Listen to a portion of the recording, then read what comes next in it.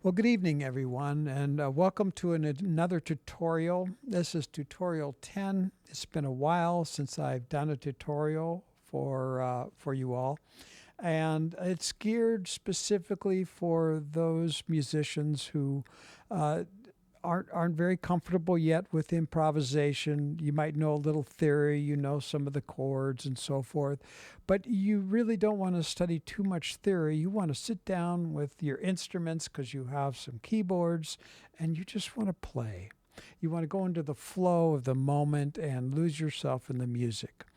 And the fastest way I would suggest getting into that is to learn a chord progression, a simple chord progression. And a chord progression that you like, that you may have heard in some of the music you listen to and so forth.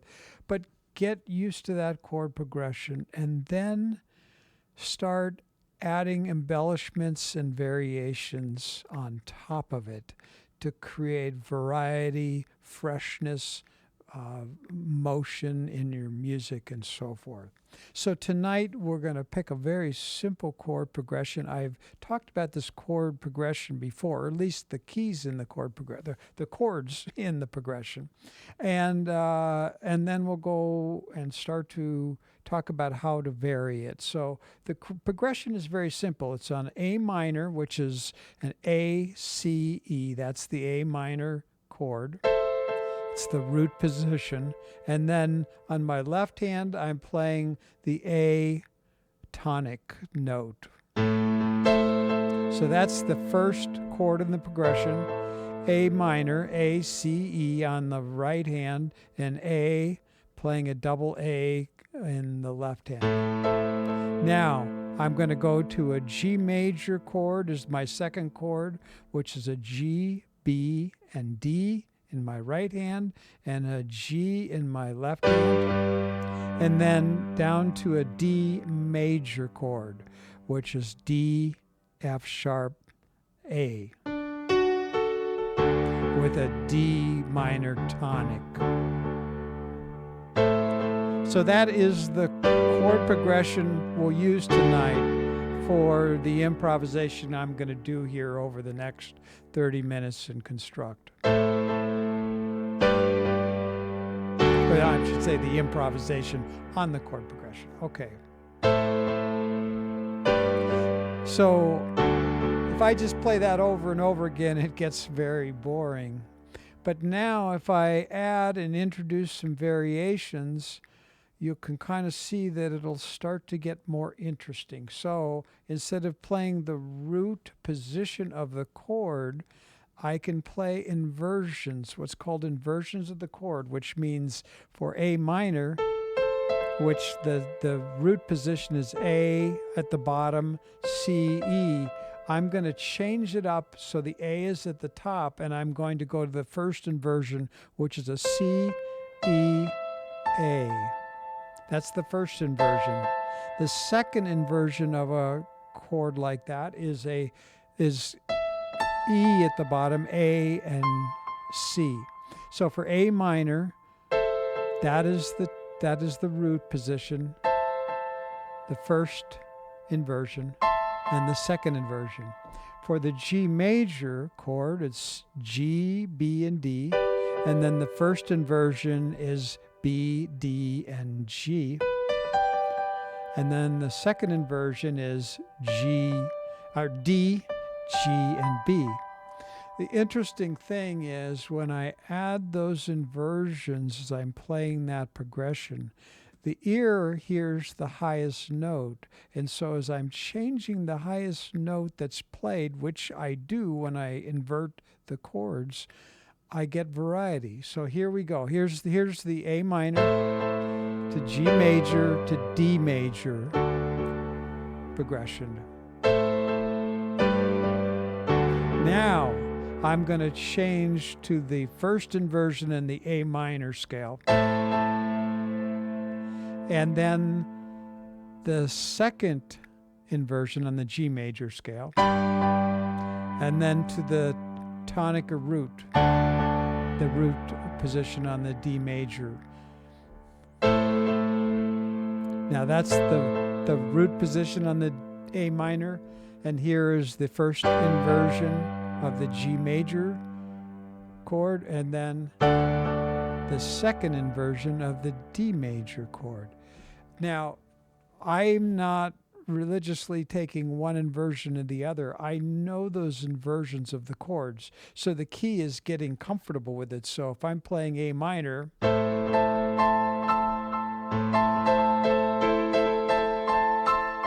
get very comfortable as a musician being able to go up and play the various positions of the A minor chord. First inversion, second version, and then root. Second inversion, first version, and root again.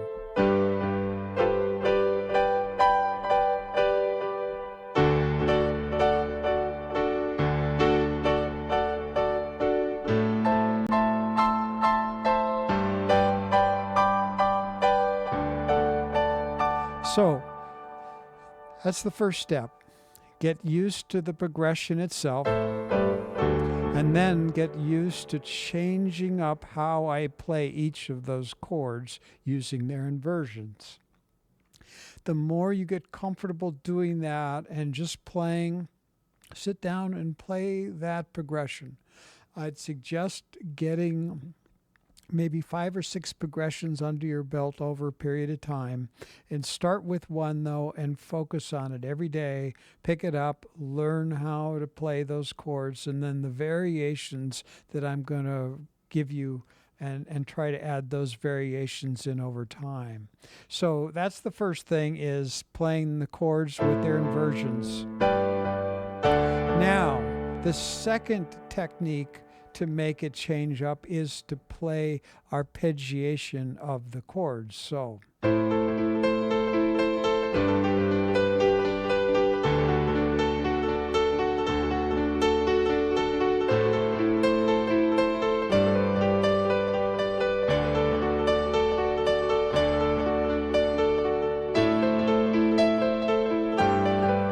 and you'll notice I can play, I can change up the rhythm, I can do a whole bunch of things, but the key is you're moving the notes. So you're not just playing chords, you're moving the notes, and so there's more motion in the music then. So now, once you get good on arpeggiating the chords, don't just stick with the 3 keys. You can go up and play the keys that are in the chord. So A minor, I can go up and down this on the keyboard, playing those same 3 notes.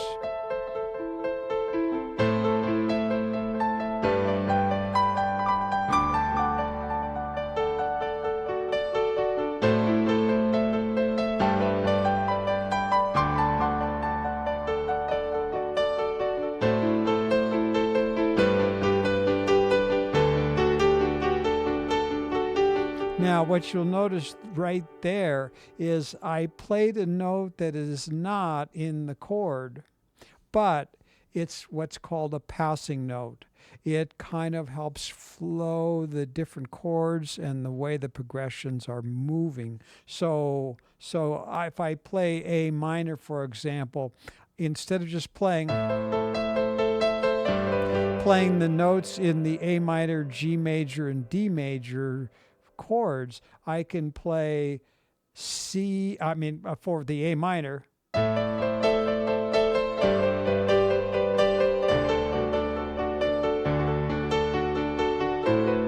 so I can play either E, D, C together, or I can play C, B, A.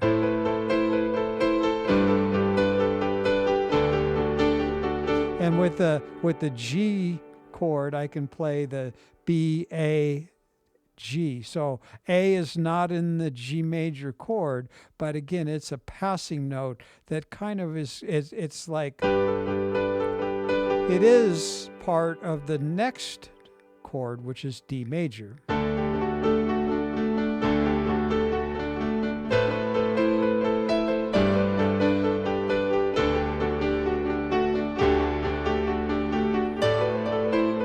Okay, so that's going to take a little time to get used to what notes you want to add as passing notes. But as you start playing the chord progression over and over and start adding the arpeggiation of the chord, you're going to start adding notes once in a while and see what sounds good.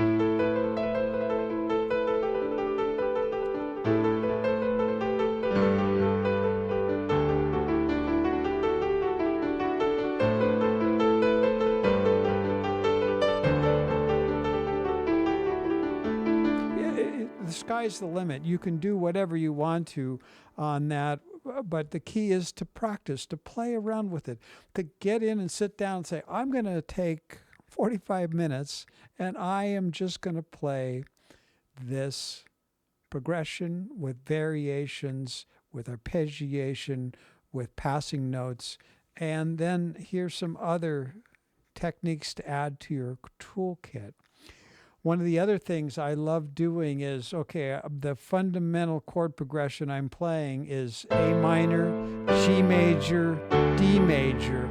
But if I change up the second chord from G major and make it a C major or an E minor chord, so C major is C, E, and G, and an E minor chord is E, G, and B. So I have a C major, C, E, and G, or an E minor, E, G, and B. So now listen to what happens. This is my normal progression.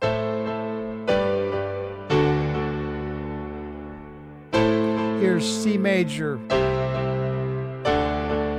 So see, notice that going to the C major just adds, it's a very novel thing. All of a sudden, there's a different harmony that is playing.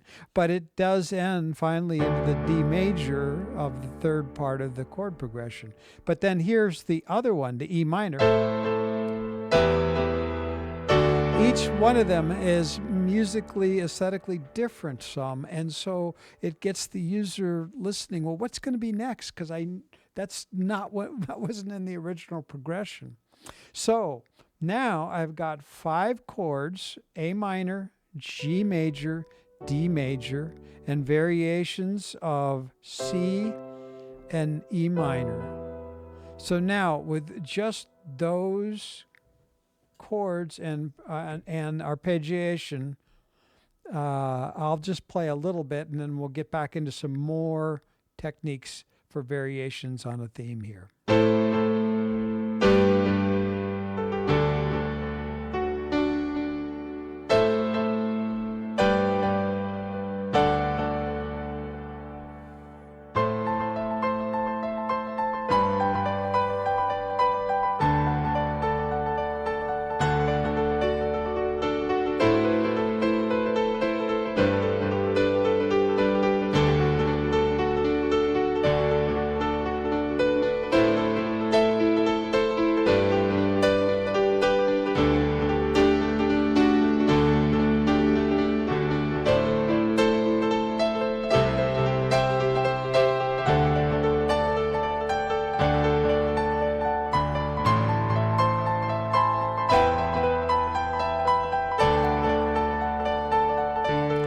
So you notice I'm playing the normal progression here.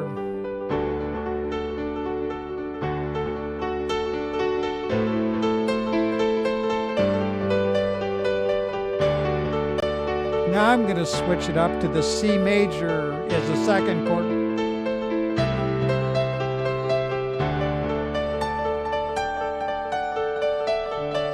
A minor to the E minor.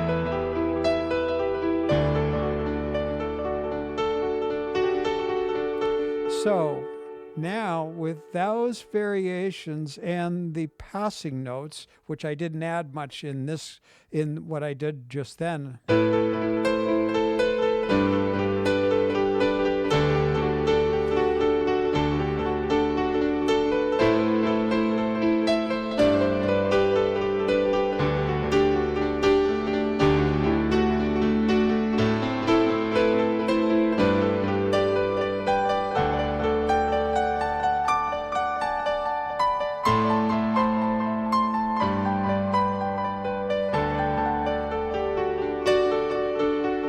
So with just those chord variations and the arpeggiation, the passing notes, and the alternative harmonies, you can get some very rich texture in your improvisation. Then what typically you want to be able to do is add maybe a refrain, something that's a little bit different progression that changes up the progression from this, which is like going from an A, whether I'm going C to D or A, G to D or A, E minor to D, it's the same progression. But if I have a refrain, I can add a secondary progression in the music.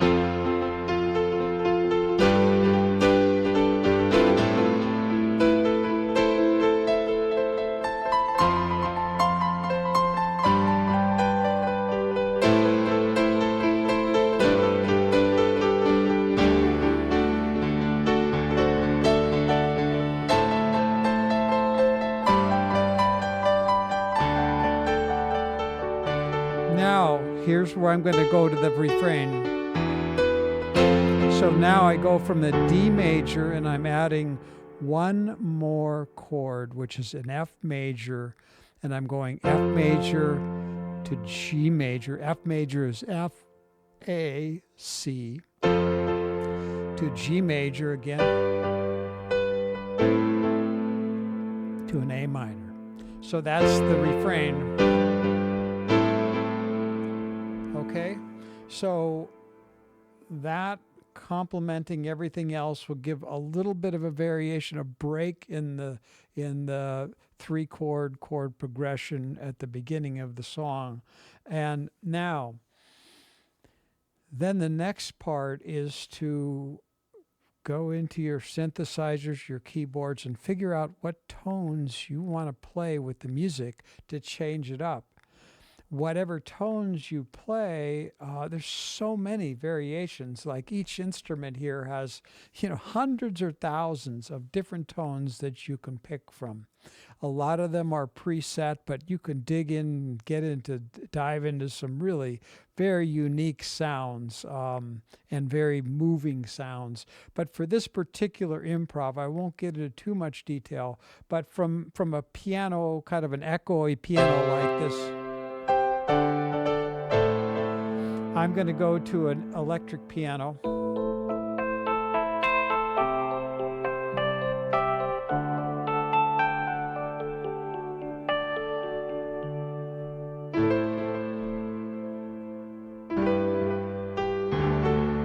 So, and if you have multiple keyboards, on this keyboard I have another stop that I kind of like that fits with this, and it sounds like this.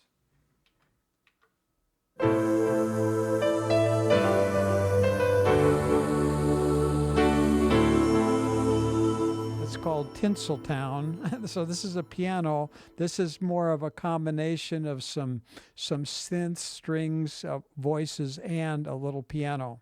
Now on top of it, I've got a rhythm package that I'm going to use with bass up here on my Jupiter X. And then I also have, with the sound that's playing on the Korg, I have a Karma drum package that's on Tinseltown, which is a combination here on this keyboard. And so I'm going to have that as my secondary drums. When I switch from the drums here to there, it'll kind of have a little discontinuity and then a different feel. So I'll go ahead now and kind of play around with all the different complement of tools that I've shared, the variation on tones, the tonality of the instruments themselves, and then the different harmonies. And you'll kind of get an idea of, with some very simple techniques, if you can get them down in your memory so you can reproduce them, then all of a sudden, the sky's the limit. You can sit down and play the same improvisation for 30 to 40 minutes and make it interesting enough that you're not bored, and you can change it up and get more and more dangerous as you get more comfortable with the progressions and the variations on that theme. Okay, so now I'm going to go ahead and play this and see where it goes.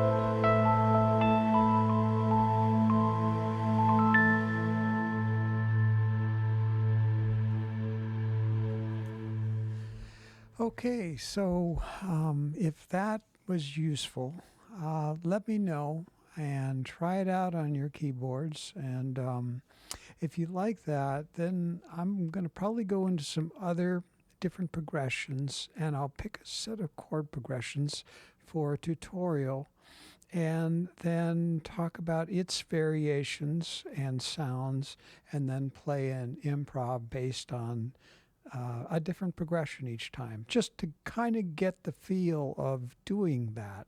So then you can go onto YouTube, you can go onto somewhere else, look at chord progressions, listen to what they sound like, and say, wow, I like that chord progression. Work on rehearsing it on your keyboards, and then start embellishing it with the kind of variations. Again, the variations are inversions of the regular root positions of the chords. So from an A minor, for example, the first and second inversion, and then improvising using arpeggiation of the chords.